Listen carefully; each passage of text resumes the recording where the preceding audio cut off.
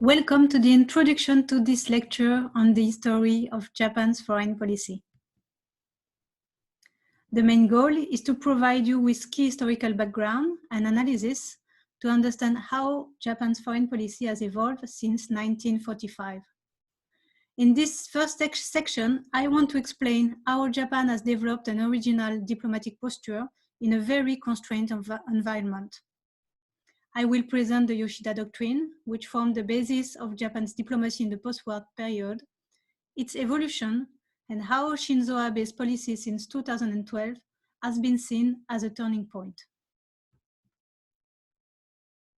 Shigeru Yoshida was a prime minister in the early post-war period. At that time, Japan was in a very difficult situation. It was a defeated, weakened country occupied by the US for 7 years. The new constitution prohibited Japan to have armed forces. In the context of the Cold War, Japan was at the front line, facing the USSR, China, and North Korea. Therefore, Japan, being in a very dangerous environment, had no choice but to enter into a security treaty with the US in 1952. Given this very unfavorable situation for Tokyo, Yoshida decided to concentrate on the economic recovery, to rely on the US for the defense of the territory, and keep a low diplomatic profile. This was indeed a very pragmatic approach to maximize Japan's limited options in the early post-war era. This choice will nevertheless shape Japan's foreign policy in the next 50 years. This is called the Yoshida Doctrine. As a result, Japan's post-war foreign policy was characterized by a strong economic diplomacy, but an overall low international profile with limitation on political and military tools to be used. The period of the high economic growth, some say the economic miracle, allowed Japan to become the second largest economic power in the late 1960s. Japan exported its economic model to its neighborhood in Asia and became the economic leader in the region. In the 1980s, Japan decided to boost its official development assistance budget as a contribution to the regional and international development and stability. Tokyo thus became the first ODA donor during the 1990s. Japanese ODA played an instrumental role to support China's development and Asia's infrastructure. While Japan became the second world economy, its political influence remained very limited. It was then criticized as being an economic giant, but a political dwarf. This is because, first, Japan's diplomacy almost always seemed to shadow the US. Japan was labeled as a reactive state with no grand vision or strategy of its own, but only trying to adapt to the external pressure, which is called gaihatsu in Japanese, or to be precise, from the pressure coming from Washington.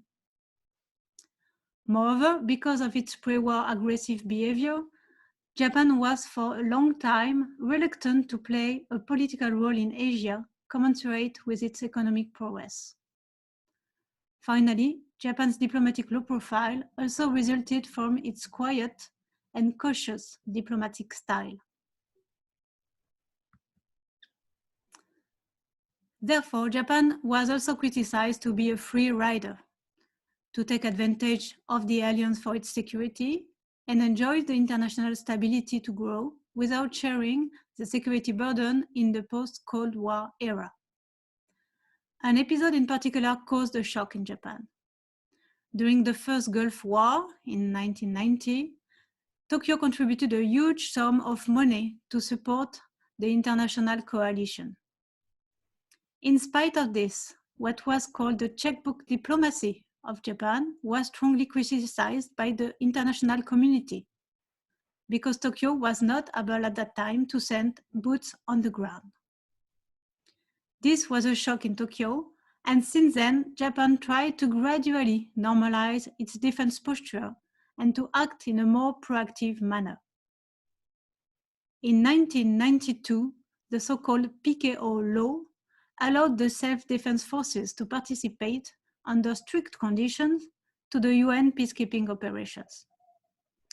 Japan's developed the concept of proactive pacifism as a basis to send its forces overseas. Nevertheless, Japan has remained very much what and small as called a civilian power, with a very limited use of its military to act in the world. Tokyo's reluctant realism, according to Michael Green, led to a normalization of the role of the self-defense forces, also to better defend Japan in a more dangerous security environment. Since 2012, Shinzo Abe has been very active on the diplomatic agenda. He served as a catalyst and accelerated previous trends regarding diplomatic and military normalization. His long mandate until September this year helped him to proactively advance Japan's interest in the international scene.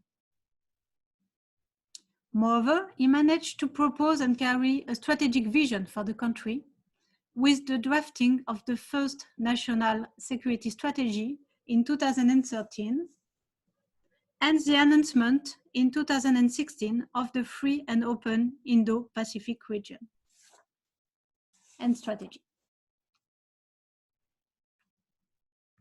Therefore, many analysts consider that Abe's political might constitute a turning point in Japan's diplomatic history, and that Abe Doctrine would replace the Yoshida Doctrine from now on.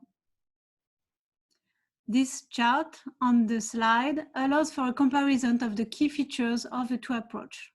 Please take a moment to look at it.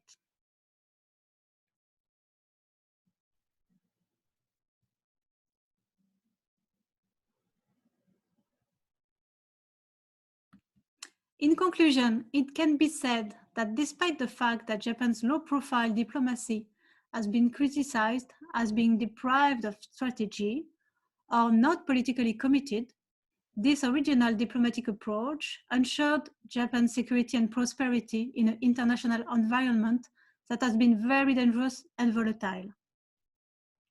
Moreover, Japan is recognized today as a great, benevolent power and a pillar of the liberal international order in the context of the growing Sino-American competition.